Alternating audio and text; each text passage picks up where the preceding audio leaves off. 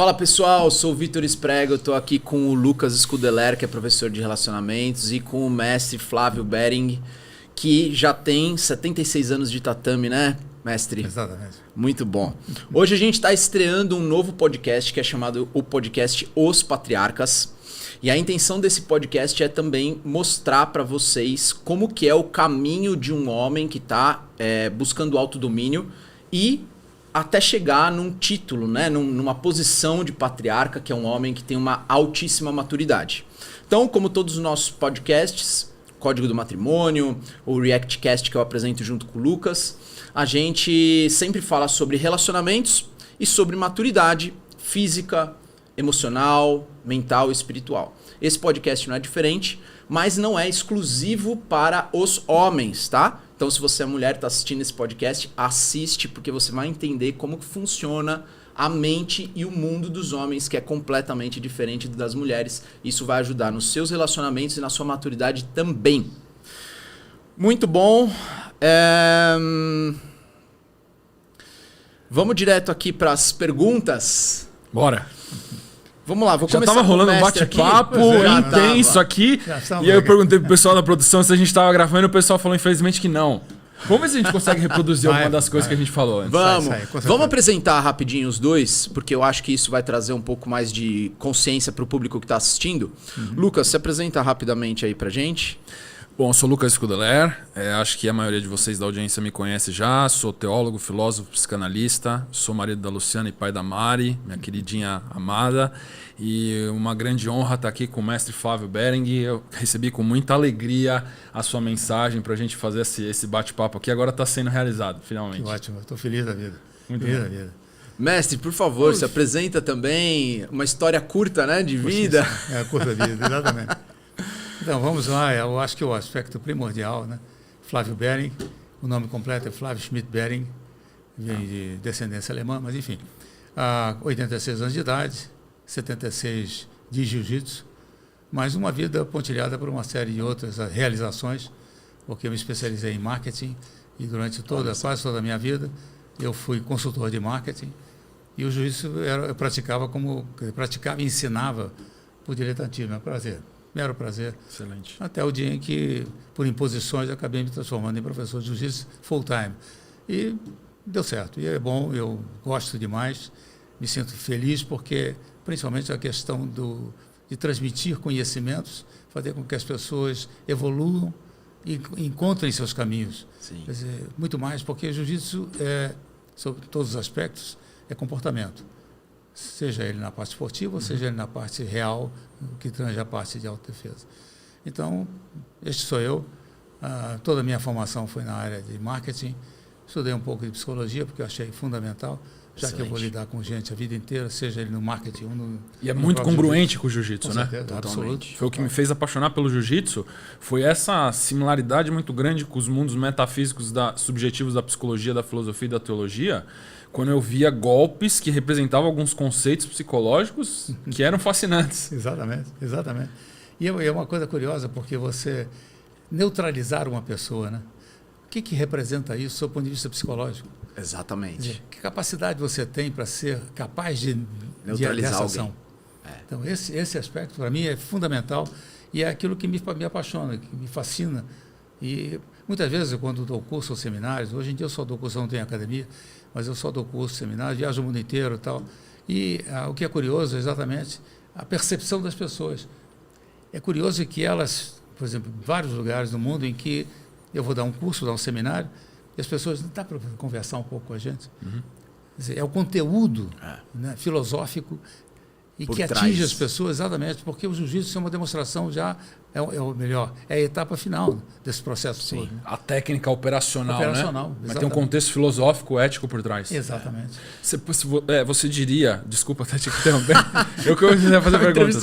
Mas tem problema, quando o convidado bora. É muito interessante, isso aí, vamos conversando. Desperta interesse. Você diria que o jiu-jitsu é uma arte da submissão?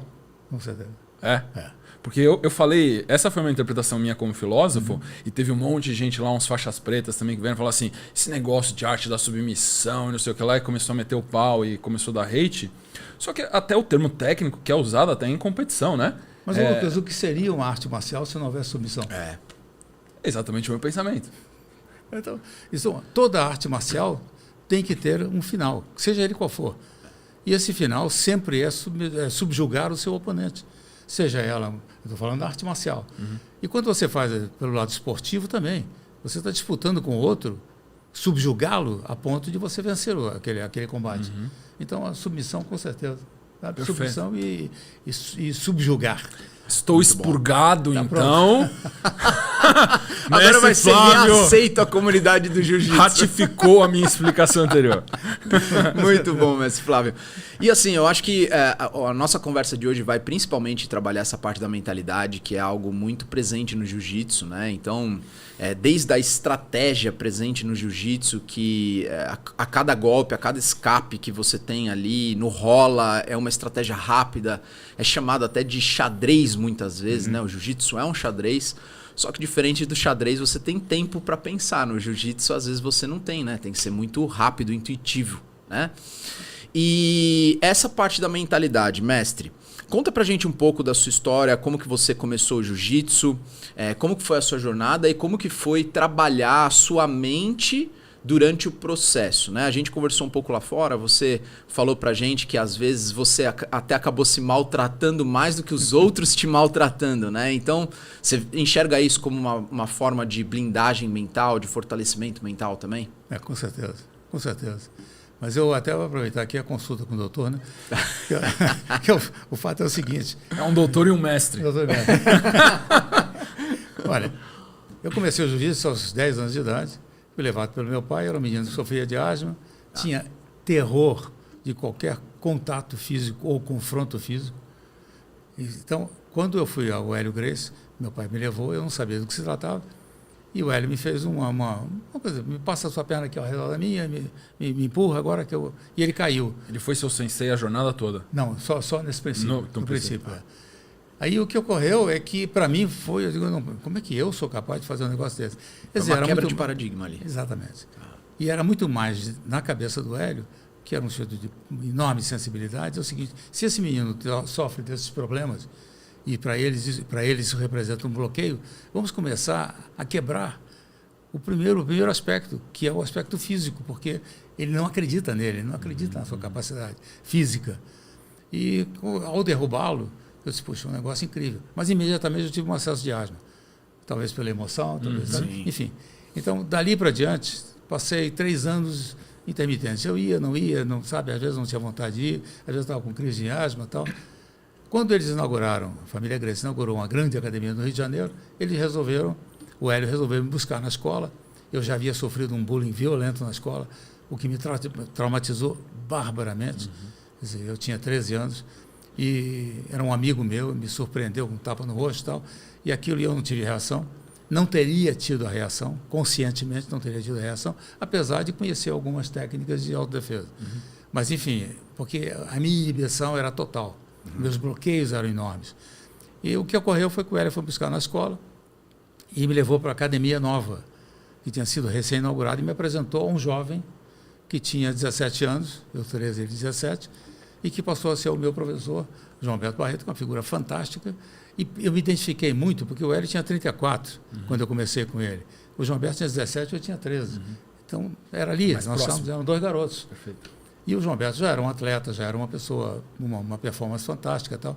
Eu me espelhei e eu digo, eu vou por aí. E aí foi o momento da transformação, início da transformação. Fazer um parênteses que é importante. O modelo masculino a ser seguido que a gente ensina na psicologia e na psicanálise, você viu nesse seu sensei, esse modelo e fala assim, achei um caminho. Exatamente. Porque o primeiro modelo que eu tinha era meu pai, mas estava muito distante. Sabe, meu pai era um sujeito forte fisicamente, atleta e tudo mais, mas era um modelo distante pra caramba. Um garoto que nem eu, sabe, aquilo me pegou e foi o que dali para diante, foi uma velocidade incrível. Aos 16 anos eu estava auxiliando ele a dar aula. Perfeito, legal. Sabe? Então isso aí, e foi isso que você falou, quer dizer, o padrão masculino que me deu essa alavancada foi exatamente ele. E eu tinha um padrão feminino em casa, que era incrível, minha mãe. Que a mãe era uma guerreira, pequenininha, magrinha e tal, mas o que ela gostava era de briga. Era braba. Brava. Ela foi do jiu-jitsu também? Não, ela acabou não fazendo, mas ela incentivava. Ótimo, isso aí. Pega, mata, estrangula. Era exatamente. Muito bom. Então, você sabe, quer dizer, essas foram as passagens. Né? Tá. E dali, dos 14 até o resto da vida, as coisas foram passando por transformações incríveis, incríveis, incríveis. E agora, houve um momento em que isso aí é muito interessante. Se o pessoal do juízo está nos ouvindo aqui, espero que estejam, que tenham essa consciência. De um dado momento ali, eu tinha uma orientação técnica e uma capacitação técnica.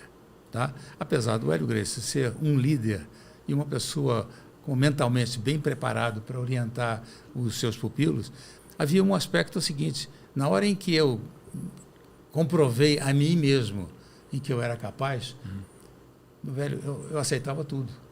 Briga na rua toda hora. Sabe? Você se tornou dono de si também, né? Sim, exatamente. Você ganhou esse poder de realização. Como é que eu vou superar, sabe? Sim. Quando eu comecei a superar com uma facilidade incrível. Qualquer adversário. Qualquer adversário. Com 3, eu briguei com 3 na rua, sabe? E saí bem, saí perfeito. Um pouco machucado e tal, mas eles é que ficaram mal. Menos do que no tatame, às vezes, né? Menos, muito menos. Esses foram os vale-tudos da minha vida. Foram os vale-tudos de rua. Então, isso aí, de repente, eu só fui realizar numa chamada que meu irmão me deu, quando eu tinha 19 anos, eu forte, tal, atleta, tal. E ele disse para mim: Flávio, calma, que você agora é um monstro. Sabe? Pode matar você alguém. Você tem um poder nas mãos que é brutal.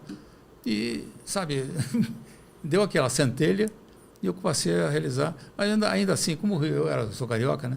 O Rio de Janeiro era uma cidade bem romântica, então você brigava na rua toda hora e estava tranquilo. Estava tudo bem. Depois você bem. no bar, o pessoal... Acontecia, né? Isso é uma Legal. coisa interessante que o senhor está falando, porque é uma coisa que a gente ensina. Eu gosto muito de um psicólogo chamado Jordan Peterson também, que é um grande pensador, talvez um dos maiores pensadores atuais contemporâneos nossos, que ele fala que o homem ele precisa ter a capacidade de ser perigoso, porque senão ele não é homem ainda verdadeiramente. E, obviamente, o homem maduro é o homem que consegue controlar o seu impulso de violência e destruição e ele transforma em proteção. Né? Então, eu queria a tua opinião também, se isso é uma coisa que você concorda, porque é uma coisa que faz muito sentido pra gente. Quando a gente vê os homens que nos seguem, que são os nossos alunos ou que são seguidores, desenvolvem a capacidade de ser violentos. Porque uma corrupção do homem é a covardia. Exatamente. E o jiu-jitsu não permite covardia. Não permite. Não permite. Sobre todos os aspectos, seja a covardia de medo, do pavor de um confronto, ou seja a covardia de bater em alguém Que está despreparado. Mas eu vou dar um exemplo. Um exemplo que eu gosto de dar exemplos porque são reais e fatos que ocorreram. Talvez tivesse 20 e poucos anos, jogando futebol na terra do Flamengo. Eram vários times, né, porque jogavam vários campos. Né? Havia um campo do lado do nosso, cujo árbitro era um camarada que eu conhecia, ele era sacristão de uma igreja que eu frequentava. E eu vi ele arbitrando, e num dado momento eu vi os dois times correrem contra ele, sabe? Fizeram uma pressão contra ele, e eu vi que iam bater nele. Eu larguei o meu jogo, saí correndo, e fui na direção lá e abri aquele povo todo, e disse, ninguém vai bater nele. Quando eu disse isso, curioso, ninguém se moveu. Era 1 contra 22. Você já tinha reputação de luta já? Hein? Nessa época você já tinha reputação de ser lutador?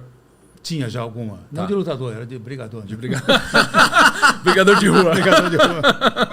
Assim, mas foi...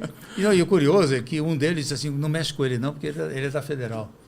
Quer dizer, era a referência que o camarada tem por ser um cara perigoso. Sim. Enfim, então, veja bem, esse impulso é um impulso, aí sim, um impulso de proteção.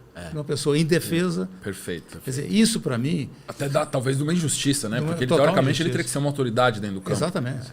E se não tem esse impulso de violência no sentido de proteção, aquela pessoa ali teria sofrido violência e você nem precisou usar da violência. Não. Foi só o instinto ali de proteção que já cessou ali Exatamente. a violência que iam cometer com ele. Exatamente. Eu disse, filho, agora pega as tuas coisas, pega um ônibus e vai embora para casa.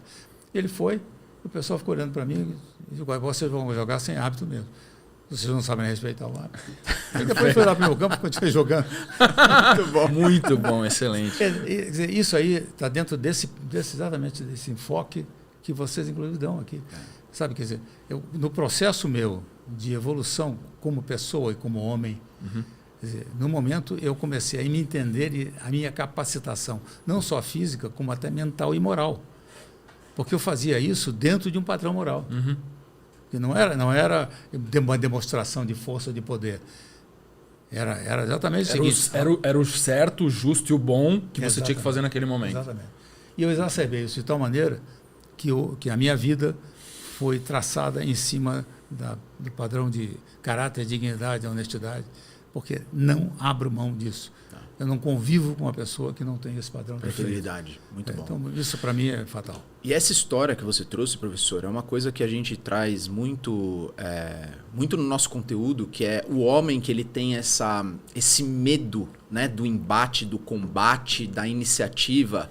E isso presente na sua história pode inspirar muito desses homens. Porque a gente sempre explica que o homem que ele tem esse ímpeto de autoproteção, né, e que não enfrenta os embates, não tem ali a coragem de É um covarde mesmo. É que tá ali no estado de covardia, ele tá com uma fúria baixa, ele não sabe direcionar essa fúria, ele é um cara bonzinho.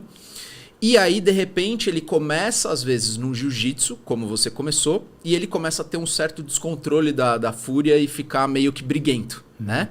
E a gente fala de um terceiro estágio, que é o domínio da fúria, que é quando você passa a controlar aquela fúria de uma maneira efetiva para você proteger, para você brigar na hora que tem que brigar, para impedir alguém de cometer uma injustiça.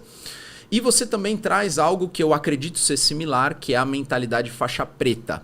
Isso. Fala um pouco pra gente sobre essa mentalidade faixa preta. O que é isso? A mentalidade faixa preta é, fundamentalmente, você, em primeiro lugar, ter o equilíbrio. Porque eu não entendo o praticante de qualquer arte marcial que não tenha equilíbrio. Equilíbrio esse do ponto de vista físico, emocional e espiritual, que é básico, né? Então, esses três componentes são fundamentais. Então, a mentalidade faixa preta não só é aquilo de você ter a capacidade para superar obstáculos, para vencer esses obstáculos, para ter a consciência e a capacitação sua, do seu ponto de vista mental. E para isso eu sempre digo, melhor coisa é se preparar mentalmente. E a melhor coisa para você superar as agruras, as dificuldades, é cultura, meu caro. Ter cultura, sabe? Não é a pessoa que, infelizmente, vive na ignorância e que aí ele vai usar violência.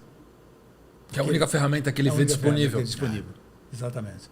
E se ele tiver algum preparo, ele se transforma numa arma. E isso é prejudicial. Violência como uma injustiça, uma né? injustiça. Então, Perfeito. a mentalidade faixa preta, a mentalidade é exatamente você estar preparado emocionalmente, principalmente emocionalmente, com um comportamento adequado para que você possa superar qualquer obstáculo que apareça na sua frente. Legal. Se ele é físico, do ponto de vista de uma agressão, agora, até usar essa mesma mentalidade, você saber sair no momento certo. Sem a necessidade de ter que lutar. Ter que lutar. Perfeito. Porque é uma postura Até de evitar, ética, né? comportamental, né?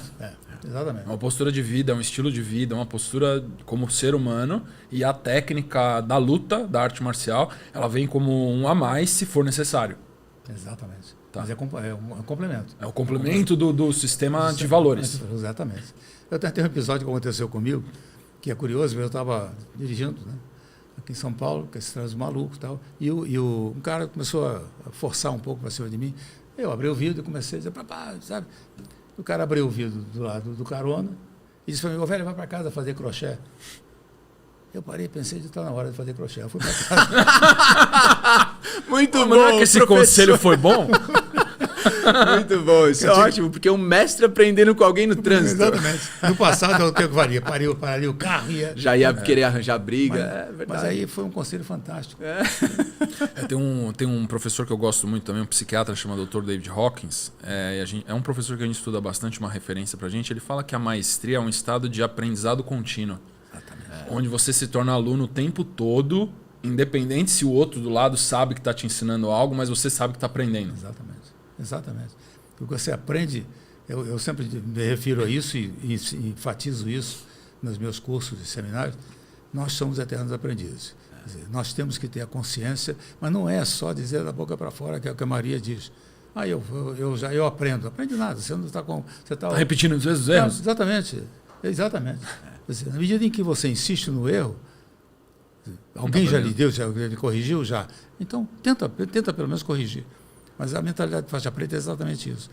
Aprende-se com os erros e aprende-se principalmente a ter equilíbrio para não, ao aprender, saber que você pode dar um passo adiante e evoluir. Perfeito. Uma coisa para mim, esse final de semana eu estava dando um seminário no interior de São Paulo e eu vi as crianças fazendo uns movimentos, achei fantástico. Chamei a criança e vem cá, faz de novo aí. Fantástico. Eu disse, que maravilha, porque... A consciência corporal dela. Exatamente. De maneira natural e fluida, né? Exato. Como a arte marcial, isso é um negócio muito sério. A arte marcial, ela é individual. Quer dizer, você praticará o jiu-jitsu de uma forma, o Lucas praticará de outra forma e eu praticarei de outra forma. Os fundamentos são os mesmos. As informações que nós recebemos são as mesmas. Na hora de executá-las, depende de uma série de fatores. Fatores de ordem morfológica, de ordem motora, de ordem emocional. São fatores que vão mexer com o nosso poder de aplicar aquilo. Então, a padronização não é recomendável. Perfeito. Portanto, quando você dá uma aula coletiva, um seminário, você dizer, todos vamos fazer todos iguais. Ok, os fundamentos, desde que sejam fundamentos. Agora, a técnica, você tem que fazer a adequação para cada tipo de pessoa. Então, esse aspecto, aí é a tal história do aprendizado. O aprendizado é contínuo e a mente tem que estar aberta para isso. Mas o grande problema que a gente encontra são as vaidades. Os egos inflados, em que as pessoas se acham capazes e acham poderosas. O sujeito ganha uma faixa preta amanhã, ele já sai daí, sabe? Nocauteando.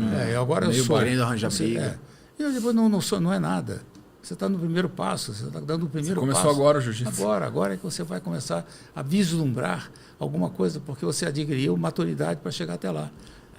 Mas eu acho que essa individualidade do jiu-jitsu é justamente o que traz a beleza do jiu-jitsu, né? Porque o próprio Hélio, ele tinha um corpo ali franzino, ele era pequeno, ele não tinha a força que os outros lutadores tinham, e ele conseguiu adaptar o jiu-jitsu tradicional para o famoso jiu-jitsu brasileiro, devido a essa peculiaridade do tamanho e do peso dele, e fez do jiu-jitsu algo que hoje se encaixa em qualquer tipo de perfil, né? Tanto que eu acredito que é o único esporte que tem uma categoria absoluta, não é? Ou tem outro esporte? Não, tem. Judô tem. Judô e jiu-jitsu. São bem similares, né? São bem similares. São da mesma origem, né? São da mesma origem. O Hélio tinha uma coisa interessante. Eu convivi muitos anos com ele, desde os 10 anos de idade até o fim da vida dele. E eram coisas interessantíssimas. Que o Hélio era uma pessoa franzina, sem dúvida. Mas o poder interno dele era brutal. Sem discutir. Era brutal. Tem um episódio do Hélio, inclusive, que está dito no livro da Sheila Grace, que é a sobrinha dele, que escreveu um livro.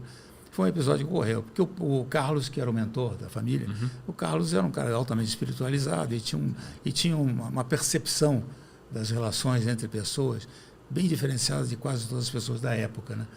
E o que acontece é o seguinte, ele exercia essa vamos chamar de poder, esse poder que ele tinha com todo mundo. Ele vinha conversar comigo, sabe, para mim era autoridade. Autoridade, e aquilo era para ser feito. Sem ele impor. Porque era um sujeito, inclusive, ele era franzino, sim, falava baixinho, falava calmo e tal, não impunha nada, mas ele te conduzia para aquele caminho. E o Hélio e ele estavam no navio, vindo do Nordeste, ou indo para o Nordeste, do Rio de Janeiro, e teve uma pessoa que caiu no mar. O mar agitado. E o Carlos disse, olha, o meu mentor espiritual disse que você deve salvar esse homem.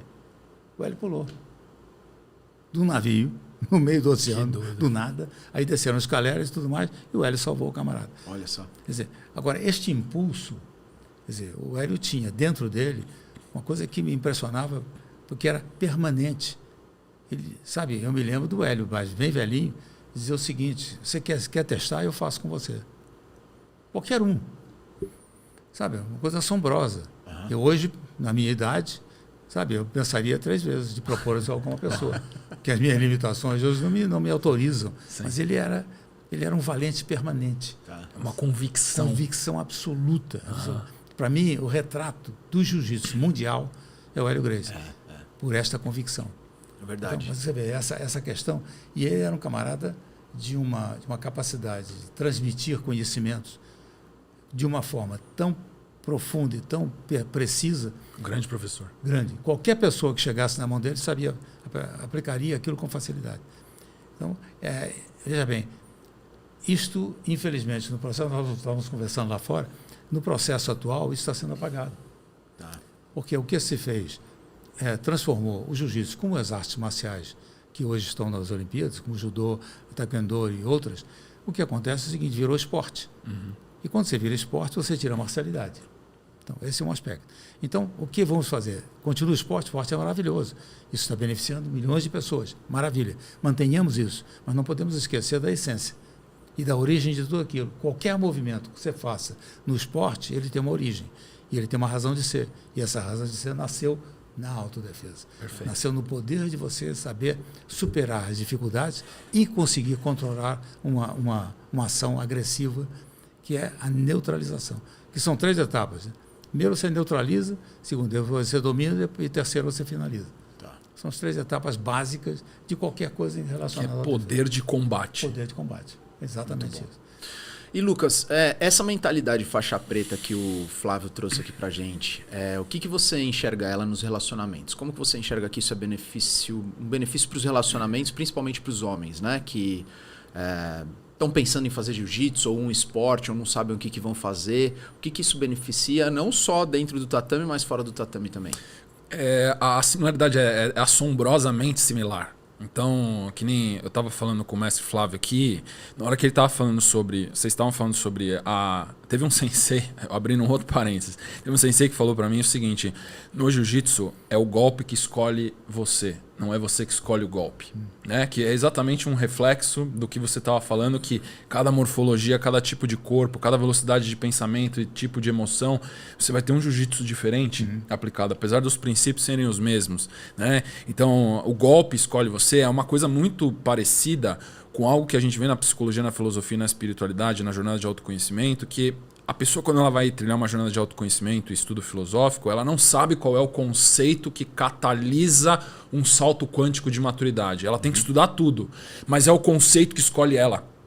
Na hora que ela passa por os conceitos, vamos dizer que ela aprendeu um leque de golpes lá da faixa azul. Ela não sabe qual vai ser o mais efetivo. Ela vai estudar um livro de espiritualidade ou de filosofia, ela vai ler todos os capítulos, mas tem um capítulo que tocou a alma dela, que fez ela explodir. Né? Então é assim, você não sabe qual é. Então você tem que estudar tudo, você tem que aprender tudo, e dentro desse todo vai ter algo ali, um conceito, que é o que a sua alma necessita para fazer você explodir. Que na minha visão tem total similaridade, analogia com o golpe te escolhe. Exatamente. Perfeito, sim. Perfeito. Você está tocando num ponto muito interessante. Eu dou um seminário. Normalmente, no seminário são todos elementos, são instrumentos de fácil acesso a qualquer pessoa. Seja um faixa branca ou seja um faixa preta. Mas há um aspecto seguinte. Vamos dizer que durante o seminário sejam 4, 5 técnicas. Cada pessoa registrar uma, ou às vezes um fragmento dessa técnica, desse ponto que você falou. Ela precisa estudar tudo. Ela absorve parcialmente. Absorve parcialmente. Que é aquilo que alimenta a sua necessidade imediata. É exatamente a mesma coisa no processo de amadurecimento espiritual. Muito bom. É exatamente igual. Como em cima e embaixo, uma lei hermética também, né? Legal. Exatamente. Exatamente. A gente vai falando, as conexões elas não param, a cabeça fica acelerando. Eu tenho que me desacelerar para voltar para nossa conversa. Senão vai lá longe. Vai muito longe. Eu quero pedir permissão para a gente fazer um parênteses, porque eu acho que tem um assunto que é bastante importante que a gente estava falando fora do ar. E eu acho que é de utilidade pública. Que é aquela... Tem a ver com a primeira pergunta do Vitor o jiu-jitsu serve para o domínio da fúria masculina? A gente já sabe que sim, porque desenvolve a violência, depois o domínio da capacidade agressiva e da violência. Mas eu queria saber a sua visão, mestre, com relação ao jiu-jitsu para as mulheres. O que você vê, até onde o jiu-jitsu é benéfico, se ele é prejudicial a partir de um certo ponto, ou se não, se é sempre benéfico. Eu queria ter a sua visão com relação ao jiu-jitsu para as mulheres, até por ser pai de menina. E eu estava conversando com a minha esposa, ela falou assim, eu não quero que minha filha faça jiu-jitsu, porque senão ela vai ficar agressiva. Né? Ou teve amigas minhas que falam, eu faço jiu-jitsu, por que eu não posso fazer? Eu vou perder minha feminilidade. Eu queria a opinião de um mestre com relação a isso. Até porque eu tinha 8 filhos, né? Dos 8 filhos, 5 são mulheres. Netos, eu acho que a maioria também é mulher. Enfim, então eu tenho bem... A família recheada de mulheres. Recheada de mulheres. Excelente. Enfim, então até outro dia, dentro dessa linha, minha filha, outro dia, não faz tempo, minha filha do segundo casamento, a mais nova, ela uma vez chegou para mim, pai, eu estava na balada e tal, e chegou um jeito, começou a me perturbar, você precisa me ensinar alguma coisa. Eu digo, não vai na balada. Perfeito. Porque lá é o lugar próprio para fazer o que o cara está Lá ele está no ambiente para te perturbar. E se eu te ensinar alguma coisa, será um tumulto, alguma coisa que irá convulsionar aquele ambiente de uma forma que você não vai conseguir controlar. E não tem como você lutar no meio de um grupo de pessoas. Agora, para te dar a capacitação, eu te ensino alguma coisa que isto mentalmente vai transformar-se num instrumento de confiança, de autoconfiança, de equilíbrio, e vai te conscientizar de que você não deve ir. Perfeito. Perfeito, muito Excelente. bom. Sabe o conselho. Porque a gente tem aí o caso do próprio Leandro Lô, que estava numa balada, né? Era homem, Exatamente. já era faixa preta, campeão Campeão, mundial, atleta, né? atleta. E ele também ali neutralizou o policial, e o policial voltou com uma arma e finalizou ele, né? Então, aí você falou em finalização. O que faltou ali foi finalização. Se você quer dominar, domine e finalize. Termine o que começou. Você não precisa matar o outro. Mas se você sabe que o outro tem poderes de agressividade e que mais tarde ele voltará, a autodefesa, por exemplo, isso inclusive serve profundamente para as mulheres. A autodefesa, por exemplo, é o seguinte: primeiro neutralizar, segundo você controlar e terceiro você executar. Então o revide, quando você tenta me agredir, eu neutralizo, depois eu bloqueio, eu controlo e depois eu finalizo. A finalização pode ser o braço, pode ser o pescoço, pode ser uma queda, pode ser vários aspectos de ordem técnica. Mas o ponto primordial é o seguinte: eu tenho que levar a cabo. Porque não existe mais aquele romantismo de que você bateu com a luva no rosto do outro para marcar um encontro para o dia seguinte para um duelo. Quer dizer, isso acabou. Com regras de nobreza. De nobreza. Não existe mais nobreza no mundo. Então, a nobreza está no você ter a capacidade de evitar para não se envolver com o problema e depois, se entrou, termina. Faça bem feito.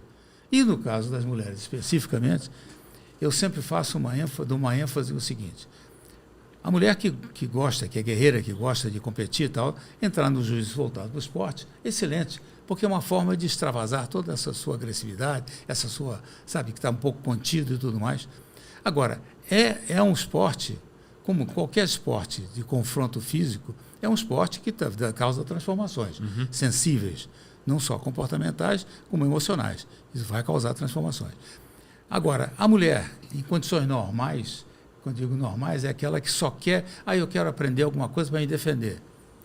Então, é fundamental o conhecimento, sem dúvida alguma. Mas a última coisa que deve ser ensinada é a técnica. Primeiro, são os elementos de base. Quer dizer, o que eu preciso fazer para estar habilitada a... Então, esse é o primeiro aspecto. E outra coisa é o seguinte, aí é uma briga minha permanente. É o seguinte: o que está se apresentando na internet é crime. É crime, é criminoso. O que está se apresentando, pretendendo transmitir como informação consistente, é mentira. Não vai funcionar. A mulher chegar para mim, por exemplo, me ensina a defender um puxão de cabelo. Então, vamos primeiro fazer um processo que antecede a isso, mas quando chegar no puxão de cabelo, eu quero perguntar a você: você está preparado para ser arrastada pelo chão? Essa é a realidade. Tanto que eu enfatizo sempre o seguinte: a prevenção é a melhor ferramenta. Melhor ferramenta. Na hora que pegou no cabelo, já é drama. Já está envolvido por violência. O que você vai fazer a partir dali é o primeiro impacto. Ora, que puxou o cabelo, te jogou no chão, te arrastou. Qual é o teu estado emocional para você reagir? Então, aí é um trabalho de condicionamento. Estímulo e resposta. Botou a mão, você responde. Agora, para que não bote a mão, você tem que fazer um treinamento de prevenção. E esse treinamento de prevenção é o que deveria haver e não existe porque não há preparo nos atuais profissionais na área de autodefesa ou de defesa pessoal, como queira chamar, para trabalhar isso.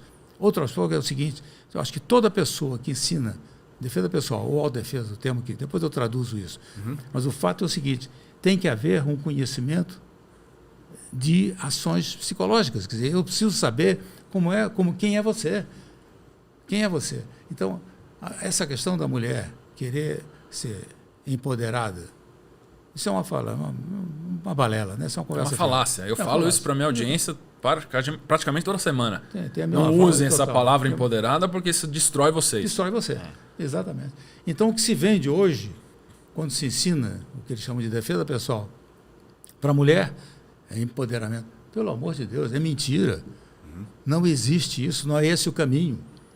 Não Tem é uma isso. falsa premissa de igualdade, né? Que se a mulher for muito técnica, ela vai conseguir bater de frente a frente com o homem. Não vai. E às vezes o homem nem tem técnica nenhuma, não. só que a força predomina. Força, exatamente. E o agressor é sempre mais forte. O agressor mais fraco não agride. Ele faz o que nós chamamos de crocodilagem. Exato. Né? Ele vai sorrateiramente e vai te lesionar de uma forma sorrateira. Exato. Agora, De maneira oculta, sem você perceber. Exatamente. É a história da arma. O cara que apanhou, ele vai pegar a arma e dá um tiro. Ou pega uma arma qualquer. Porque ele sabe que ele não aguenta, Ele não aguenta. de frente. Enfrentar ele não vai fazer. Então, para a mulher, eu vejo sempre isso. Quer dizer, a mulher não tem que ter essa presunção, essa expectativa. Primeiro, antigamente até acontecia isso. Havia um nivelamento dos campeonatos para mulheres, né? Porque como não havia muita gente, então eles nivelavam todo mundo não com os homens, né? Mas entre mulheres. Qualquer faixa, era faixa branca até faixa preta. Qualquer peso, todo mundo junto. E isso, num dado momento, transformava-se numa lesão emocional brutal. Porque uma faixa branca entra lá, toma um couro de uma faixa preta, o que é normal. É claro. Normal. E se a faixa preta perder para a faixa branca, ela nunca mais... Desonra, nunca mais volta no tatame. E ela se dissolve. Né? Ela vai perder tudo que ela adquiriu. Então, o aspecto primordial é exatamente aquilo. Quer dizer, a mulher, para poder trabalhar, ou para poder exercitar-se no que tange a parte de autodefesa, em primeiro lugar, ela tem que ter uma pessoa especializada com capacitação para fazer uma avaliação prévia dos seus instrumentais, sejam eles emocionais, físicos e do que der. Então, não é a técnica que resolve. O que resolve é a parte de comportamento. Quer dizer, é você saber prever o que está acontecendo. Ah, mas como é que eu faço? É claro, você entra no carro, abaixa o vidro e vai pegar o celular e fica falando no celular, o carro para estacionado.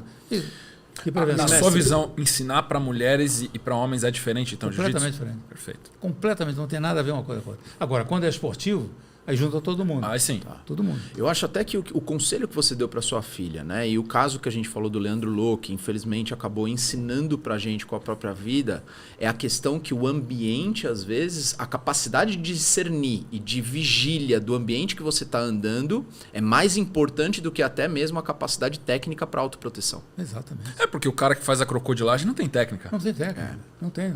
Senão ele tem. Mas ele percebe o ambiente muito bem. Exatamente. Esse tem muito mais sensibilidade. Perfeito. Então, uma dica que o senhor daria para uma mulher é ela ter uma capacidade maior de vigília, de discernimento nos ambientes que ela vai adentrar, exatamente, nos cuidados que ela tem, não ficar mexendo no celular na rua, com o vidro abaixado, não ficar parada, sei lá, se maquiando no trânsito. A cautela, né? Essa cautela, esse discernimento. Você veja bem, são dois termos que eu uso frequentemente, realidade e realismo. O que é a realidade? É você saber que ali na esquina existe risco se você for para lá, porque é um ambiente público e de alto risco. Realismo é você ter ido lá, ter enfrentado. Então, todos nós sabemos que existem, dentro da realidade, existem aspectos que todo mundo sabe. Tá? As informações estão aí abertas para todo mundo. Agora, a pessoa, num certo momento, ela começa a não ter a percepção de que se ela fizer algo que pode provocar ou estimular uma ação de alguém, ela está caindo no realismo e é fatal. Aí é fatal. Então, quando você ensina, por exemplo, envolver a mulher com a autodefesa, se você ensina, porque se me tocar dessa maneira, eu faço, não faz. Primeiro, porque o agressor é sempre mais forte. Uma coisa é teoria, outra coisa é prática. Exatamente. Uma hipótese, outra coisa é verdade. Exatamente. E outra coisa, o agressor ele não tem honra, né? Ele vai tem, usar qualquer tipo de arma, uma pedra no chão, um pedaço de vidro. Exatamente. Não é controlado como dentro do tatame. Não é no tatame, não tem três tapinhas, não tem arbitragem, não tem pontuação, não tem nada. Exatamente. Era aquela história de brigar na rua, no meu tempo, que era divertido pra caramba, de brigar na rua. Mas aí você uma vez me perguntou numa live que eu fiz, quantos vale tudo você fez? Eu digo, eu não sei, perdi a conta. O cara disse, mas onde foi? Em que momento foi? Eu digo, eu não posso te revelar, meu cara, foi na rua. Esse é o não teve data nem local marcado. Não tinha árbitro, não tinha regra, não tinha tatame. Tempo. E não tinha nada. Não tinha câmera, ninguém gravando. Só na memória. Mas o caso, voltando, porque você tocou num ponto, isso é uma coisa que eu venho batendo nessa tecla insistentemente. não façam o que está sendo apresentado, nem está sendo vendido na internet, porque é mentira. Não vai funcionar. Você está sendo iludido, e nessa ilusão você vai perder a sua vida. Sabe? Negócio de, porque botou a mão eu faço, não faz. Não faz, é mentira. Mas então eu não devo frequente um local com pessoas capacitadas, especializadas, e que eles possam instrumentalizar você. Principalmente, sob o ponto de vista emocional, comportamental emocional. Eu sei me comportar perante uma situação. Mas eu sempre achei que tudo, sabe, nunca aconteceu nada comigo. Ótimo. Que bom. Você já orou no seu dia para agradecer isso? Porque está acontecendo com todo mundo. Então, neste momento, você está se iludindo, porque a realidade, acompanhada desse realismo que eu me refiro, ela é brutal e ela não tem ética, não tem honra, não tem nada. Não tem justiça. Não tem justiça. Então, não se iludam. Falar para a câmera lá? Não se iludam com essas pessoas que estão vendendo coisas que não funcionam. Não existe a solução ideal. O que existe é, sim, um trabalho progressivo de entendimento das suas necessidades, da sua capacidade comportamental, de maneira que você possa se posicionar adequadamente nos momentos críticos. Vamos criar momentos críticos. Eu tive uma aluna que toda vez que você fazia um agarramento pelas costas, eu sempre bato, pelas costas, por cima dos braços, vou dominar, sabe? Apertava, ela caía na gargalhada. Porque o emocional dela, o descarrego emocional dela era através da gargalhada. Um gatilho de catarse. Sim. Então, exatamente. Isso é o que eu comecei a fazer, um estímulo para que ela reagisse através de palavras. Que eu dizia, aquilo foi crescendo, no momento ela foi crescendo dentro dela um desejo de se livrar da fala, muito mais do que porque ela sabia que aquele agarramento era fantasioso, porque era eu com ela. Claro, não era um agressor real. Agora, quando falou, aquilo tocou. E o que acontece? E houve uma transformação. Foi um processo gradativo. E, consequentemente, ela assimilou e pôde utilizar aquilo. Muito bom. Agora, o problema primordial é o seguinte: quem são essas pessoas capacitadas? Está difícil, hein? Atenção. Eu acho que a gente está cumprindo a função do espírito do podcast aqui com posicionamentos muito objetivos e claros, porque o conselho do patriarca, ele nunca é agradável. Ele nunca é agradável, mas ele é protetor. Então, mulheres, se vocês estiverem vendo esse podcast agora, pode ser desagradável ouvir tudo isso que a gente está falando, mas isso é para o bem de vocês, para a proteção de vocês e para que vocês tenham uma sobrevida, uma qualidade de vida muito superior. Exatamente. Perfeito. Você quer ter um comportamento de faixa preta, você quer ter, né, uma visão de capacitação disso, vá gradativamente, vá aos poucos e procure uma pessoa especializada. Eu não posso orientar vocês nesse momento, mas façam isso, porque senão eu enfatizo isso, porque eu acho que nós estamos sendo induzidos. Isso deveria ser criminoso e deveria haver uma legislação que inibisse esse tipo de ação. Portas abertas para ensinar a defesa pessoal, pelo amor de Deus. Qualquer um agora é especialista nisso, porque virou um produto vendável. Sim. Tá? Então, as mulheres hoje em dia estão mais vulneráveis aprendendo isso do que se não tivessem aprendido nada. Porque quando não sabe nada, você se previne de alguma forma. Você faz menos também, né? Exatamente. Que é instintivo. Sim. Agora, eu não sei o que fazer, então não vou fazer nada. Exatamente. Não, mas eu fiz, porque o cara me botou a mão no meu cabelo, segurou meu cabelo, eu dei uma chave de braço nele. Era mais fácil ter fugido, né? É mais fácil. Não deixa botar a mão no cabelo. Exatamente. Muito bom. E para a gente cumprir ainda mais o nosso papel, que nem o Lucas falou aqui nesse episódio dos patriarcas, uma pergunta que é até um pouco polêmica hoje em dia, porque hoje em dia com essa questão do gênero fluido, homem é quem se sente homem, mulher é quem se sente mulher, o que para o senhor é ser homem, mestre? Ser homem, acima de tudo, em primeiro lugar, é ser ético, essa visão do patriarca eu acho muito gostosa. Eu gosto muito disso. Faz sentido? Faz sentido, total. Porque eu venho de uma mentalidade de uma geração em que haviam patriarcas definidos. Depois a coisa foi se perdendo um pouco, tal, mas eu vejo que é indispensável que haja essa definição. Quer dizer, não é há uma confusão enorme que as pessoas fazem, né? Não, porque ninguém manda em mim. Não está aqui para mandar. É o aconselhamento. Proteção. Proteção. Eu sempre entendi dessa forma. Quer dizer, sempre, todas as pessoas que estiveram comigo, e os meus casamentos também, o primordial era eu, como protetor, sabe, como pessoa que tinha capacidade de vamos dizer, Blindar essas pessoas. Blindar, essa é a palavra certa. De blindar certas coisas. Outras é a própria vivência da pessoa, ela vai enfrentar. Mas a blindagem é fundamental. E a coisa mais deliciosa do mundo é uma mulher feminina. Né? Sim, sem dúvida nenhuma. Com certeza. Que é a que traz a beleza para a nossa vida, alegra a nossa vida. Exatamente. Muito bom. E você não deixa de ser bela, nem formosa, se você praticar autodefesa consistentemente. Ao contrário. De maneira A nenhuma. sua beleza vai exacerbar, ela vai aparecer como... As mulheres mais femininas, elas têm uma capacidade de canalizar a energia masculina até maior. Muito. Opa! Então, quanto mais feminina ela ficar, mais ela vai ficar melhor até na arte marcial. Com certeza, com certeza. E isso é fantástico. E isso, sabe, eu tive na minha vida, em academias que eu tive experiências fantásticas nesse sentido. Que tipo de mulher frequentava a academia e como é que ela se comportava. E aquela mulher extremamente feminina, sensível, delicada, tal, mas era uma guerreira.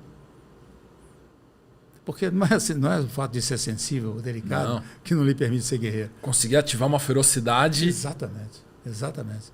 E às vezes algumas que já vinham com uma casca grossa, né? Aquele negócio todo, na hora... Não performavam. Não performavam. Olha que interessante. Isso aqui é a voz da experiência falando. Isso aqui não é achismo, não.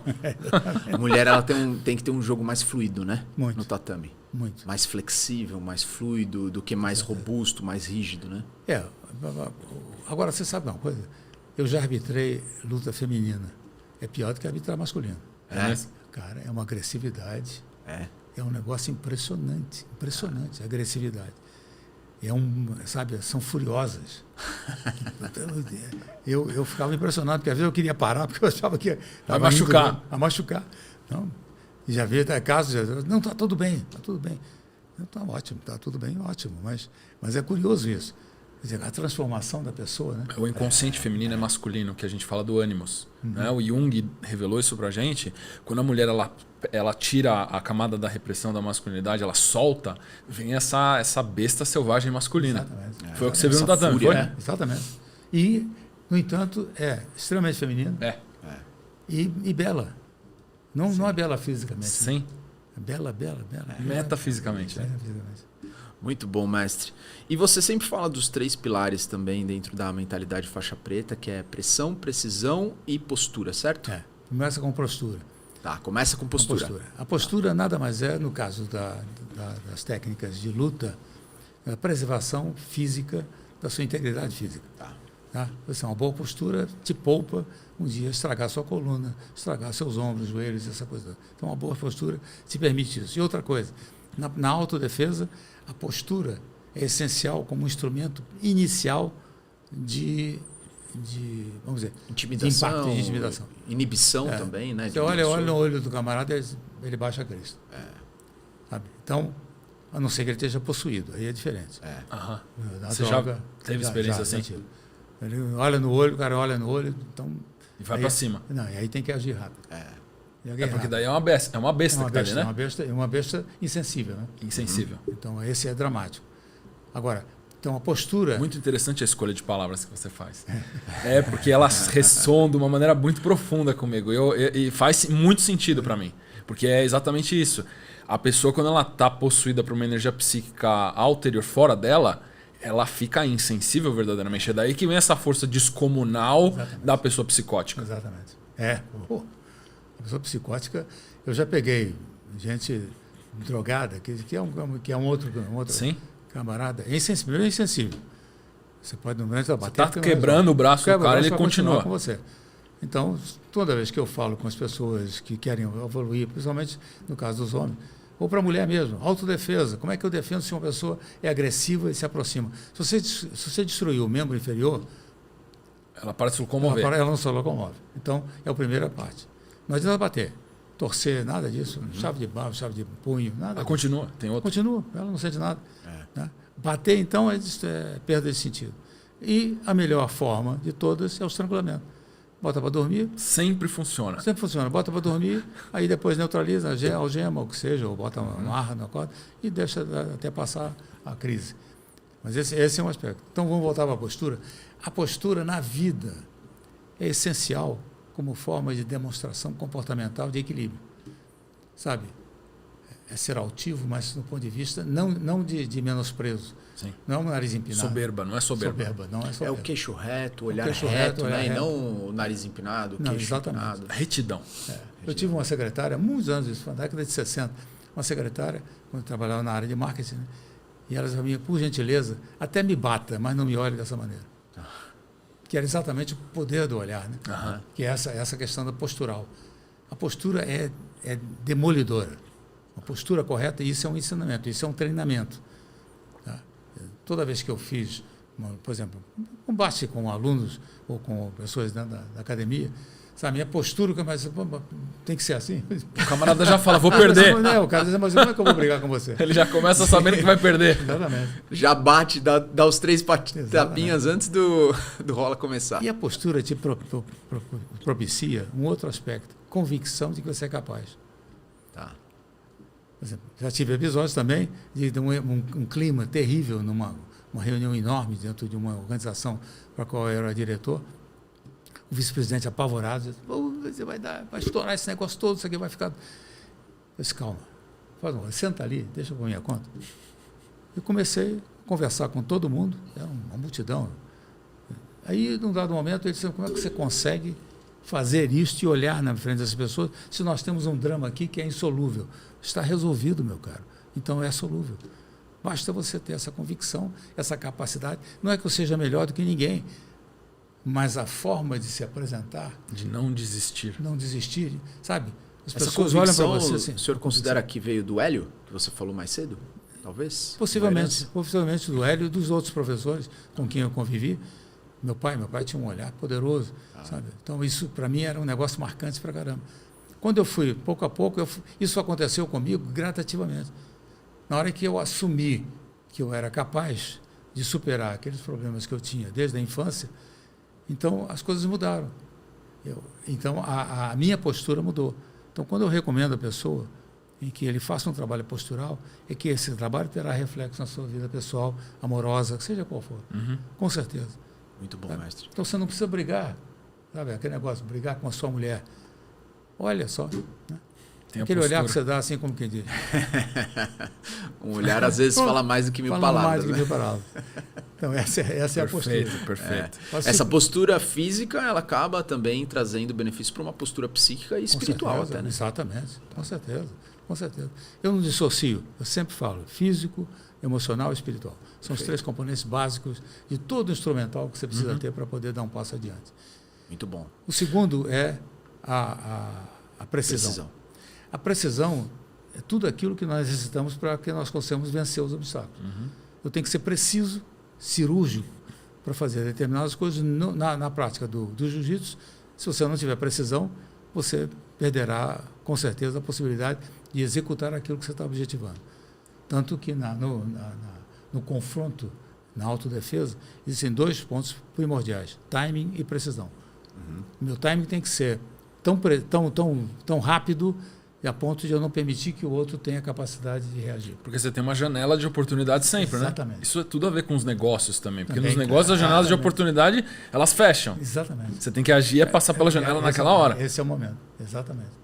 E aí, o segundo é a precisão, exatamente esse aspecto. Quer dizer, eu tendo um timing perfeito, maravilha. Mas como eu não executei e não fui preciso para neutralizar a ação de terceiro, eu então dei um passo atrás. Tá. Eu perdi a oportunidade. E a pressão... E às vezes abre até uma brecha para o outro, né? Com certeza, com certeza. E a pressão nada mais é do que aquilo que a gente sofre permanentemente na vida. Nós somos pressionados e nós pressionamos. Então, o exercício da pressão, no caso específico do esporte, do jiu-jitsu, é você saber a melhor distribuição do seu peso através da consciência como que se diz, da dinâmica dos movimentos. Quer dizer, como é que eu faço um peso para você se você está deitado de barriga para cima no chão? Para gerar o máximo de desconforto também no adversário, né? Exatamente. Quer dizer, eu não vou botar o meu peso, porque eu não tenho peso suficiente para fazer pressão a você. Eu tenho pressão. Que a pressão é assumir a consciência da sua capacidade física através de uma progressão gradativa da sua energia íntima. Tá. Quer dizer, quando eu faço uns 100 quilos, que é fatal, todo mundo reclama. É 1000 quilos. É 1000 quilos. Não, eu não quero passar por isso. Então, agora quando fiz com a polícia lá, fiz com o delegado, eu digo, olha, você vai contando para o pessoal aí o que você está sentindo. São 3 etapas. Na terceira etapa, ele não conseguia falar. Desmaiou. Quase. Pressão física aqui em cima do externo. Tá. Diafragma contra diafragma. Então, isto é a pressão física. E a pressão emocional? De estar dominante ali. Dominante. Exato. E não Isso muda tudo, né? Isso muda tudo. A correlação com os negócios, com a vida afetiva é total. Exatamente. Você vai explicando, eu vou vendo cenários na minha cabeça. E a terceira, que é o mais poderosa de todas, é a espiritual. A pressão espiritual é aquela que é informação distorcida. Essa é aquela pressão espiritual. Que ela está distorcida, ela deforma o seu entendimento. Uhum. E quando você exerce pressão, você também está distorcendo. Porque no espiritual não pode haver pressão. É verdade. Exatamente. Perfeito. Perfeito. É fluidez, né? Então aí são os 3 P's. Que é Muito bom. Que no espiritual não pode haver pressão, isso é um insight muito valioso também. É uma coisa que eu ensino como teólogo também, que o espiritual ele é o verdadeiro, né? Ele convida. Ele é sempre convidativo. Porque você tem que estar pronto para aceitar o convite. Depois vem processos de sacrifício, de lapidação, mas primeiro tem que ter o aceite. Então não tem pressão mesmo. Perfeita a correlação. A gente vai falando, as correlações são infinitas. Infinitas, né? Infinitas, com certeza. Por isso que eu gostei muito quando eu comecei a ver as suas publicações. De caramba, tem tudo a ver, tudo a ver. Você vê como os caminhos de vida diferentes convergem, né? Converge. Uma coisa que a gente fala para muitos alunos nossos avançados de mentoria que estão vários anos com a gente é que a verdade de Deus ela é uma montanha. Cada pessoa começa a subir essa montanha por uma trilha diferente, às vezes totalmente divergente da sua. Só que o topo é o mesmo. Então, conforme você começa a avançar na jornada, você começa a convergir com certas trilhas de vida de outras pessoas. Elas falam, nossa, você passou por isso e aprendeu tal coisa, eu aprendi de outra maneira. Mas o aprendizado foi o mesmo, apesar da gente ter vindo de caminhos diferentes. E quanto mais você sobe, mais as trilhas convergem, porque a verdade é sempre a mesma. Exatamente. Perfeito. E é exatamente isso. Projeta isso na vida pessoal. Agora, são ensinamentos, porque o que eu vejo nesses anos todos eu comecei a ensinar, eu tinha 17 anos. Praticante eu sou há 76 anos, mas como professor há praticamente 70, 60 né? e pouco, 69, 70. Exatamente.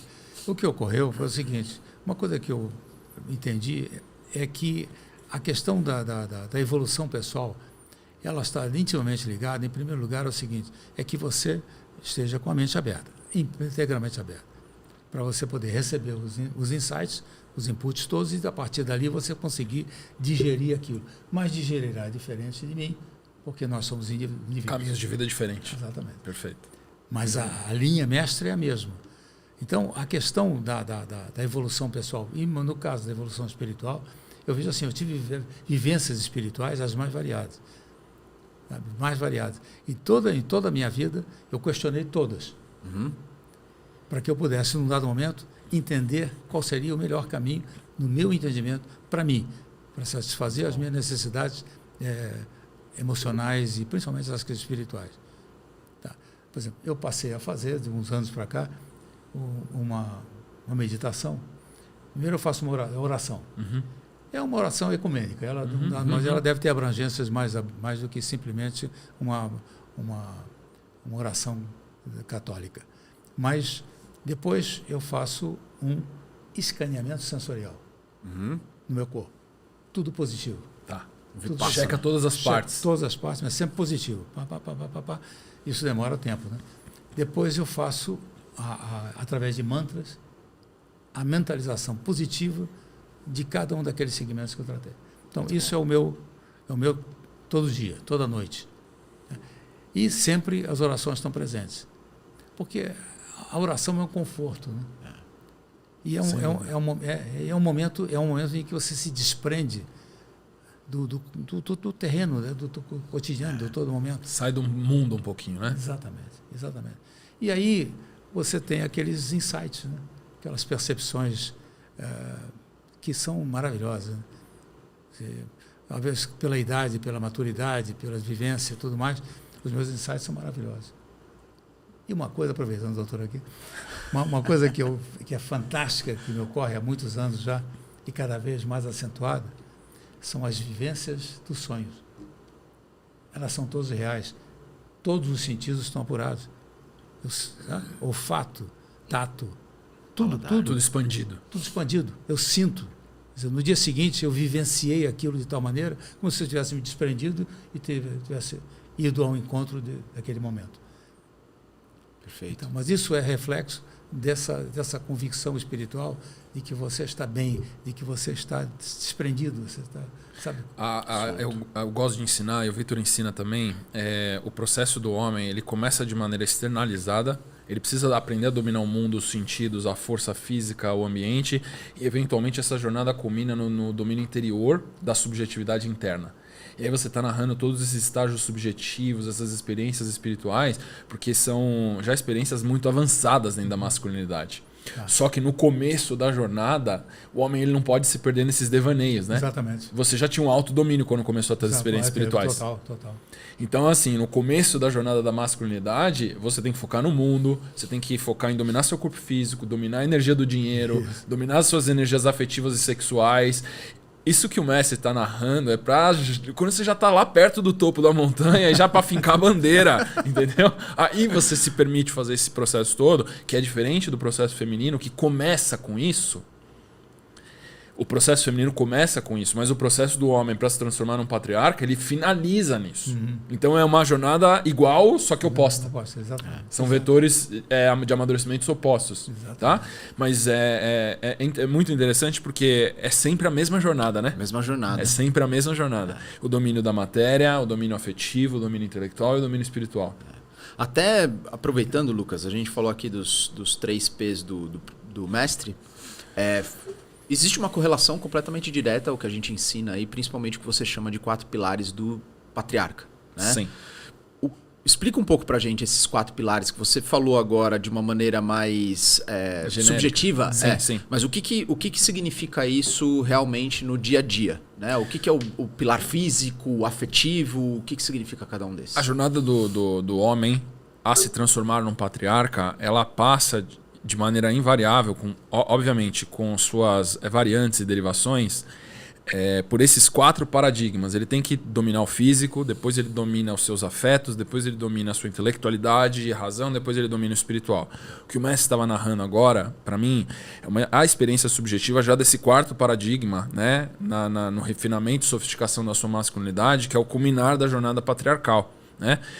Só que o homem, quando ele começa na jornada dele, ele precisa dominar o ethos dele, que é a base, o denominador comum, é o logos. Logos é o termo técnico junguiano para o que eu traduzi como fúria. Né?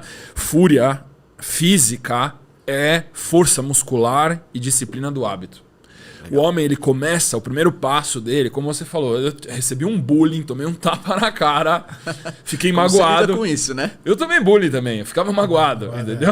Aí o que você fica magoado, o que você faz? Aí você começa a pensar em vingança. Exato. Aí a melhor coisa que aconteceu pra você recebeu um aconselhamento de um grande patriarca ali, só assim, vem aqui que eu vou te ensinar umas coisas diferentes. E entrou no jiu-jitsu. Então, você desenvolver força muscular, você desenvolver a disciplina do hábito, porque não é só força muscular, porque o cara vai lá achar que vai tomar esteroide anabolizante, aí tem os vídeos no YouTube hoje do o bodybuilder contra o faixa preta, e o bodybuilder, em 2 minutos, ele já tá no sufoco absurdo. Então, não é força muscular, tá? É a capacidade de aplicação de pressão. Eu acho que envolve vitalidade, vigor, postura, resistência física, vigor físico, sem dúvida que tem. Mas não é força só, né? Então é uma força de vitalidade com a disciplina do hábito. Isso é o jogo dos iniciantes a homem. É o cara que falou, quero ser homem, ok. Força de vitalidade e disciplina do hábito. Conseguiu isso, você canaliza um pouquinho mais para dominar os seus afetos e desenvolve ambição. Ambição já é uma energia mais social, que não tem tanto a ver com a individualidade do homem, mas é uma capacidade de dominar os seus relacionamentos afetivos e obviamente, se transformar numa pessoa cada vez mais útil, porque o homem se torna homem, ele não nasce homem, ele se torna homem. Isso é uma coisa diferente das mulheres, que a mulher nasce mulher. Quando ela tem a menarca dela, ela chega na puberdade, ela se torna mulher. O homem, isso é uma graça de Deus. Os homens chegam e ainda falam assim, mas isso é injusto. Não sei o mundo é injusto, meu amigo. Entendeu? Então você reclama com Deus, manda lá pro saque de Deus, divino@gmail.com, porque Deus fez o homem e a mulher dessa maneira. Então a mulher recebe a dádiva de ser mulher antes, por isso que amadurecem antes que a gente. Quantos homens, meninos de 40 anos você já conheceu na sua vida? De 50 anos? Um montão. Não, eu tava vendo uma pesquisa de neurociência agora que foi comprovado que a capacidade do homem de inibição de impulsos e autocontrole, um homem com 25 anos tem a mesma capacidade de uma menina de 10. Neurocientificamente falando. Não, e tem algumas pessoas que vão vir e falar assim, mas isso é convenção e condicionamento cultural, porque ensinaram as mulheres a reprimir os seus instintos lá. Eu já sei a ladainha toda do que eles vão trazer. Isso é falso, porque isso, na verdade, tem a ver com uma pulsão hormonal, biológica de estrogênio e progesterona versus testosterona. O homem tem 20 a 30 vezes mais testosterona, 10 vezes mais testosterona no ventre da mãe. Isso muda a formação morfológica da psique do cérebro e, obviamente, muda toda a cadeia de neurotransmissores, a tomada de decisão e as atitudes que esse homem vai ter também. Então, a jornada afetiva do homem vai para a ambição, que tem a ver com prosperidade, tem a ver com negócios, tem a ver com gerar valor para os outros e, obviamente, aprender a reter o valor que ele gerou para os outros. Ambição. Esse homem já tem um certo valor agregado alto para a sociedade. O terceiro nível para a jornada do patriarca, isso aqui já é um homem muito adulto, é a liderança. Tá. Lucas, antes de você ir para aí, a diferença de ambição e ganância. Porque muitos homens falam assim, puxa, eu não tenho ambição, eu simplesmente vou seguindo, eu quero trabalhar, eu quero ganhar meu dinheiro, mas eu não sou ambicioso, né? Essa palavra parece que tem um peso. Sim. Qual que é a diferença de ambição e ganância? Ganância, você querer ter posses, você querer aumentar suas propriedades e posses porque você se identifica com as posses que você tem, que você possui. Esse caso, na verdade, a pessoa está perdida nas suas posses, porque não é você que possui as posses, são as posses que te possuem. Isso é ganância. Tá? Você é um escravo das posses. Você é um escravo. Ambição é você levantar todos os dias para ser um ser humano melhor. Então, você faz um processo de comparação. Porque assim, eu comecei no jiu-jitsu faz 1 ano. Se eu me comparar com o mestre Flávio, eu falo assim, cara, eu sou um inútil, eu sou um zero à esquerda, não tenho o que eu tô aprendendo aqui, eu vou voltar para casa e ficar em posição fetal, porque o jiu-jitsu é impossível chegar no nível dele. Mas eu não estou me comparando com o mestre Flávio, eu estou me comparando comigo ontem. Então o que eu tenho que fazer todo dia que eu vou pro tatame é um sofrimento. Exatamente. Principalmente na faixa branca. Provavelmente na faixa azul, na roxa e na marrom é igual. Vai crescendo. Você só vai melhorando um pouquinho a dor que você sente um pouco melhor. Porque você aplica mais dor e mais pressão do que antes. Mas assim, a luta, toda vez, eu tô dando esse exemplo agora, porque é a questão da autoliderança, né? Eu preciso liderar os meus instintos de não desiste, não, você vai sentir dor no tatame, não, isso aqui não é pra você, que é o lado juvenil, o lado infantil que sempre está com a gente, e fala assim, não, você vai, apesar de você ser um fracassado. Porque a questão da humildade é exatamente isso, é o flerte do eu sou humilde, eu sou fracassado. Se eu sou soberbo, eu sou fracassado. Agora, se eu sou humilde, eu tô aberto ao aprendizado. Né? Então a autoliderança começa comigo, só que ela chega numa maestria quando eu me torno responsável, eu aceito a responsabilidade de arcar com decisões de pessoas que não estão prontas para tomar decisões. O líder faz isso. Foi aquele caso que você estava falando do seu mestre, que falou pro Hélio, o camarada ali vai se afogar se você não pular, ele vai morrer, pula agora e salva. E ele nem cogitou não fazer. Por causa da força de autoridade, ele falou assim, eu talvez não tenha maturidade para tomar essa decisão, mas eu confio no mestre, eu vou fazer. Então essa liderança, essa capacidade de você ocupar lacunas sociais que ninguém quer ocupar, porque a liderança é super pesada, muito pesada, e você fala assim, fulano, faz isso agora. A maioria das pessoas não quer isso. Elas querem ser lideradas. Exatamente. Elas querem ser muito mais fácil. Eu não preciso pensar, eu só preciso executar. Então me diz o que eu tenho que fazer. E o liderado não tem mentalidade de faixa preta. Não tem. Não tem nem de lutador, né? Acho que nem de faixa branca também. Porque acontece, veja bem, não é que o fato de você ter Liderança, muitas vezes, as pessoas confundem com vamos dizer, cargo, né? Autoritarismo. Não tem nada a ver. Quer dizer, na realidade, liderar é a capacidade que você tem de conduzir as pessoas no melhor caminho. Né? Fora isso, é autoritarismo. Quer dizer, estou te mandando porque eu sou o seu superior. Sim. Então, é o melhor caminho para a pessoa, né? Exatamente. A gente está pensando no bem da Exato, pessoa. Isso é o líder real. Esse é o líder correto. Perfeito. Exatamente. E é interessante que um bom líder, às vezes, ele tem que saber que aquele não é um lugar onde ele está entrando ali, que ele não tem domínio, que outra pessoa pode liderar aquele assunto. Sim. E ele simplesmente concede a liderança para outra pessoa tomar as decisões. Exatamente. Que é um papel de delegar, né? Tem uma lenda oriental, talvez o senhor já tenha ouvido, que é quando tinham dois grupos de artes marcialistas falando que é o mestre que ia vencer a luta e não sei o que, se um dia eles iam lutar e tudo mais. E eles construíram um contexto todo lá de rivalidade que os mestres falaram assim, tá bom, vou conhecer esse mestre, vamos lutar. E os dois mestres, eles tinham níveis equivalentes de maturidade e de técnica. E diz a lenda que quando eles se encontraram, eles olharam um no olho do outro, eles se cumprimentaram e foram embora. Porque eles sabiam que a luta ia ser infinita, não ia acabar, porque os dois tinham o mesmo nível de maturidade espiritual. E não saciou a necessidade ali do público, da audiência deles. Então, isso é uma coisa que eu acho muito interessante. O líder, ele toma atitudes impopulares. Ele está disposto a pagar esse preço. É verdade. Estou de pleno acordo, exatamente. Então, só que isso é uma coisa que a maioria das pessoas não quer. Principalmente numa sociedade do politicamente correto, todo mundo quer fazer o que agrada a maioria. Só que ninguém quer compartilhar o que é verdade. Que é o oposto da essência do patriarca. O patriarca faz o que tem que fazer, independente dos custos associados. A gente chega então no culminar da jornada patriarcal, que é o vínculo de honra. Não só mais uma honra só com o corpo dele, ou com a ambição da construção do patrimônio, ou com a liderança, mas com o todo da vida. Onde você tem essa retidão de convicção que você disse contínua. Que você viu no Mestre Hélio. É mais ou menos isso, em cada pessoa se manifesta de uma maneira diferente, mas é algo que se torna absoluto, é uma honra absoluta.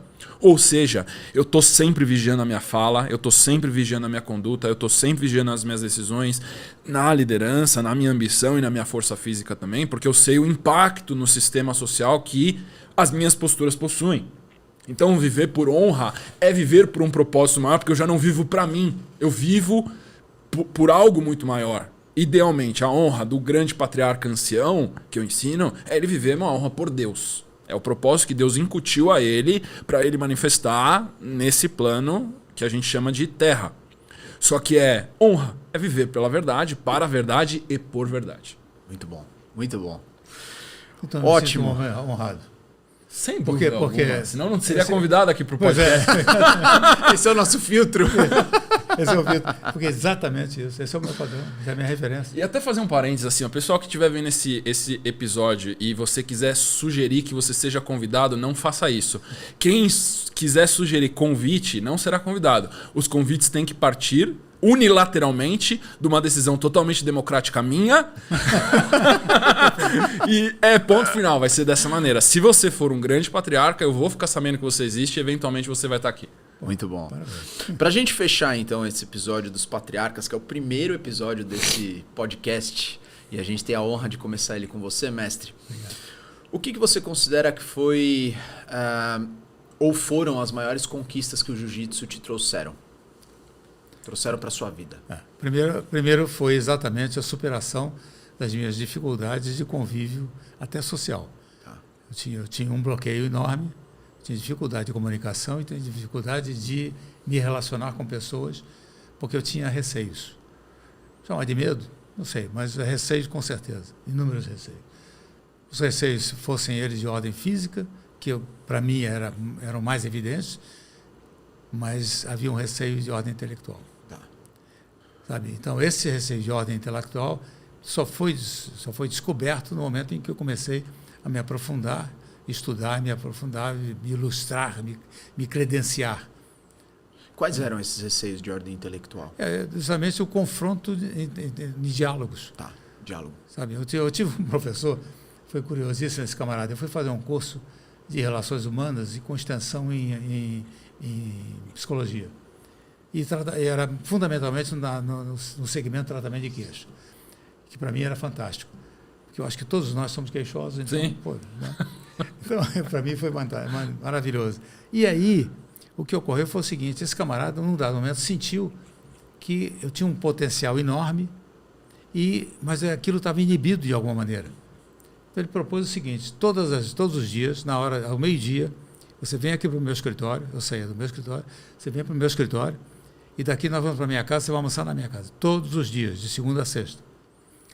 Ótimo. Para mim, tá bom, com o maior prazer e tal. Eu achei no princípio, mas eu vou perder, almoçar com os amigos e tal, mas vou lá, vou ver como é que é. Sentiu que tinha uma verdade por trás. Tinha uma verdade por trás. Quando cheguei na casa dele, fomos para o escritório dele, antes de servir o almoço, escritório dele, ele pegava o dicionário da língua portuguesa e disse, marque 10 verbetes aí. Então marcava, analisa esses verbetes. Na hora do almoço só podia conversar usando os verbetes. Aí eu fiquei impossível. Filho.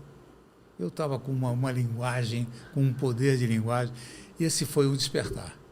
Para mim, interessante. Sabe, um negócio simples pra caramba. Sim. Simples. É só ter vocabulário. Todo dia 10 vocabulários, 10 palavras novas. 10 palavras novas. Muito bom. E eram palavras, depois eu comecei a usar isso com amigos, os caras, você tá louco, rapaz? Que palavra é essa? Onde você tirou isso? Tá no dicionário, abre aí, ó. Que eu aprendi em algum dicionário. E aí, sabe, coisas incríveis. E aí comecei a entender certas coisas que eu não entendia porque eu não tinha vocabulário. Você vê que dar nome para as coisas tem um poder. Tem um poder. Tem um grande poder. Isso na teologia, até na mitologia anterior, era proibido falar o nome de certas divindades, ou até mesmo falar o nome de Deus era proibido, porque senão você roubava o poder dele. Isso veio até no cristianismo moderno como não usar o nome de Deus em vão. Porque você tira o poder. Como que você tira o poder? Porque se você banaliza, você normaliza aquele uso daquela palavra, aquela palavra perde o poder em você. Vira carne de vaca, né? Vira carne de vaca. Então se eu toda hora eu tô falando Deus, Deus, Deus, Deus, Deus, Deus, Deus, Deus deixou de ser Deus faz muito tempo. E isso, infelizmente, banalizou-se bastante. Banalizou. Muito. Então você vê, esse aspecto esse foi o primeiro grande vitória, fora a vitória física, porque naquela altura eu já estava com poder físico e técnico, que eu conseguia superar todas as dificuldades que eu enfrentaria, ou que eu enfrentei. Mas o intelectual foi o mais grave, foi o mais pesado de todos. Mais profundo, né? Mais profundo. Mas aí, neste momento, foi o momento em que eu estava, foi pré-casamento, meu primeiro casamento. A minha sogra era extremamente religiosa, católica, e me obrigava a ir todo domingo para a missa e tal. Mas eu ia forçado, sabe aquele negócio? Não estava de coração. Eu não estava entendendo. Tá. Faltava entendimento. Aí eu comecei a tentar entender um pouco do que significa aquilo. Que ritual é aquele, que aquilo significa e que benefício aquilo poderia trazer para o meu desenvolvimento pessoal. Então custou muito, e com o auxílio do meu pai, que era um cara altamente espiritualizado, eu consegui entender algumas coisas. Mas custou muito. Mas o fato primordial foi isso, as vitórias, a primeira vitória que eu tive foi a vitória da capacitação intelectual. Quer dizer, fora a física, porque já estava comprovado, mas a capacitação intelectual. Quer dizer, eu sou capaz de... Então, eu me lembro que eu fiz um curso de oratória, uma pessoa fantástica no Rio, uma senhora, e num dia ela chegou para mim e me chamou no tablado onde ela dava aula, por favor, você está agora em frente a todos os alunos, faça um discurso. Bom, aquele branco. Eu disse, o que eu vou falar? Ela falou no meu ouvido assim, fala do seu cachorro. Aí, era uma coisa íntima e absolutamente consistente. Sim. Eu conhecia tinha experiência viva ali do seu cachorro. Qual a aprendizagem que eu tirei dali? Toda vez que eu fui fazer palestras, discursos, aulas, o que eu fosse, eu me alimentava com a primeira página do jornal do dia. Tá. Eu lia a primeira página e digo, está pronto. Aqui eu posso falar sobre qualquer coisa, não faço qualquer coisa. E aí foi um descortínio, que eu comecei a entender que as pessoas são receptivas à medida em que você tem a consistência naquilo que você está dizendo. Mas são mais receptivas ainda se você é coloquial, se se aprofunda. É uma coisa que eu estava conversando agora mesmo, que pouco antes de nós entrarmos, estava conversando com o Fulvio exatamente sobre isso. Todos os reflexos das minhas aulas, dos meus seminários, as pessoas sempre dizem o seguinte, fantástico o que você disse. Pouca gente fala no que eu ensinei. Ensinei fisicamente, mas o ensinamento é acessível. Perfeito. Acessível. Me lembro de um pessoal, sul da França, eu estou dando um seminário para gente que eu não conhecia. É um seminário, pessoas de diversas artes marciais e tal. Terminado o seminário, eu abro para perguntas. Né? Não houve uma pergunta técnica, toda pergunta de vida. Como é que é a sua experiência disso? Como é que é a sua experiência daquilo? Um negócio fantástico. E aí eu deito e rolo. Né? É a mentalidade de faixa preta daí, né, essa audiência? Exatamente. Exatamente. E, por exemplo, toda vez que eu vou entrar no dojo para dar um curso ou um seminário, que seja, eu me concentro e faço uma oração profunda, porque eu preciso de auxílios. Né? Uhum. Muito bom. Eu não sou completo, eu preciso de auxílio. E eu sinto que incorporou um samurai positivo, poderoso aqui. O auxílio veio. O auxílio veio. E aí o seminário é sempre muito positivo. Mas o que mais me toca é exatamente as necessidades das pessoas de que você diga coisas, você expresse coisas, coloque coisas que sejam coloquiais e que para elas vão tocar na sua necessidade imediata. E isso é delicioso. Que ressoa como verdade. Exato, mas sem a pretensão de querer ensinar. Sim, sim. Eu não quero ensinar Você nada. Você está compartilhando. Compartilhando. Perfeito. Muito bom. Qual que é a sua mensagem final, então, para os homens que estão assistindo a gente aqui, mestre? Bom, se quiser olhar para a câmera, pode olhar também. Pode olhar. Então, em primeiro lugar, é o seguinte, torne-se um patriarca. Em primeiro lugar. No meu ponto de vista, o jiu-jitsu pode ser, sem dúvida alguma, um grande elemento que vai contribuir para que você alcance essa mentalidade. A mentalidade de faixa preta nada mais é do que você ter a consciência da sua capacidade e saber usar essa sua capacidade positivamente em benefício de terceiros. Então, os homens que tenham essa visão e que tenham essa sensibilidade. Porque as pessoas que nos cercam têm necessidades assim como nós temos. Então, se você puder, num dado momento, ser útil, você estará trazendo um benefício, e mesmo que você não perceba e mesmo que não seja dito, mas ela terá uma contribuição. Mas essa visão patriarca é fundamental. É fundamental. Eu sou 100% de acordo. Tá? Do que tange a parte... Quer que eu fale das mulheres também? Por favor. Pode, por favor. Vamos lá. Então, para as mulheres eu digo o seguinte, a mentalidade faixa preta, que seria a mentalidade de matriarca, né? A mentalidade faixa preta é você estar consciente de que existem limitações do seu ponto de vista físico para o uso de técnicas. Então, não se envolva com o fictício. A realidade e o realismo é completamente diferente. O que é necessário, acima de tudo, é que você esteja preparada, com emoções preparadas, para que você possa encarar as necessidades do teu cotidiano. Mas, acima de tudo, a prevenção é o elemento primordial. E a prevenção você aprende sabendo dos riscos que existem no mundo. Por isso você conhece o realismo, ou a realidade. Agora, não se envolva com o realismo, porque o realismo é trágico. Muito bom, muito bom. A gente podia ficar conversando aqui, acho que horas, ia ficar dias. Não termina o assunto. É infinito. Mas a gente vai terminar aqui, encerrar o nosso episódio hoje. Mestre Flávio, para quem quiser, quem não te segue ainda ou não conhece suas redes sociais, como que pode te encontrar na internet?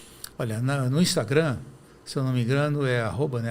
Arroba Flávio_Bering. A gente coloca na tela agora aqui também. Legal. Flávio_Bering, que ali eu estou todo dia. Ótimo. No Facebook é por via de consequência.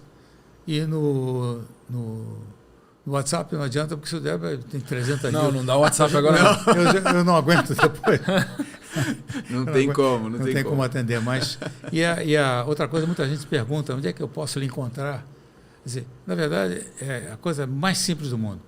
Se quiser que eu converse, não vou chamar de palestra, né, mas se eu converse, é só reunir um grupo. Legal. Me convidar, eu estaria com Pode prazer. chamar pelo Instagram, num direct no Instagram. Com certeza. Esse seria o caminho. E no caso do jiu-jitsu, o pessoal às vezes, como é que eu faço? Tem muita gente que teme falar comigo, porque acha que eu sou inatingível, né? Está lá no topo da montanha, o mestre iluminado. Como é que eu vou convidar esse homem para dar um seminário na minha academia? Com o maior prazer, eu adoro. E eu me transformo quando boto o kimono, eu sou outra pessoa. Sim. Largo a bengala, porque eu não sinto as dores. Você falou que é como o mestre Yoda, né? Lá fora do ar. Exatamente. Largo a bengala lá para fora e transformo. Então, quem quiser contato comigo, com o maior prazer, maior prazer. E, por gentileza, mais, eu me preocupo muito com o público feminino. Muitíssimo, porque está havendo tanta distorção de informação. Excelente. Que nós precisamos corrigir isso E aí eu vi no outro dia ali uma palestra de uma pessoa para um público feminino falando sobre defesa pessoal. Meu Deus. Tem que corrigir isso aí. Tem que corrigir, seja rápido, porque senão essas pessoas vão entrar. Elas estão se colocando numa situação de mais vulnerabilidade. Mais vulnerabilidade e mais risco, com certeza. Muito bom, mestre. Muito Foi obrigado. uma honra ter você aqui, viu? De verdade. De verdade, de coração. E Lucas, para quem quiser te acompanhar ou também se tornar seu aluno, sua aluna, como que você indica? Acho que o caminho principal é o scudeler.lucas no Instagram ou Lucas Scudeler no YouTube. E para quem já estiver pronto para dar o próximo passo para estudar relacionamentos, a plataforma Segredos dos Relacionamentos, tem o link em todos os vídeos, tem um link no meu perfil do Instagram também. Você é muito bem-vinda, você é muito bem-vindo também como aluno. Muito bom, perfeito. Então terminamos aqui o nosso primeiro episódio dos Patriarcas com a honra do mestre Flávio Bering aqui. E logo menos a gente vai estar no ar de novo assim que a gente encontrar um patriarca aí para estar presente nessa mesa junto com a gente. A gente se vê na próxima. Agradeço a presença de todos vocês e até lá.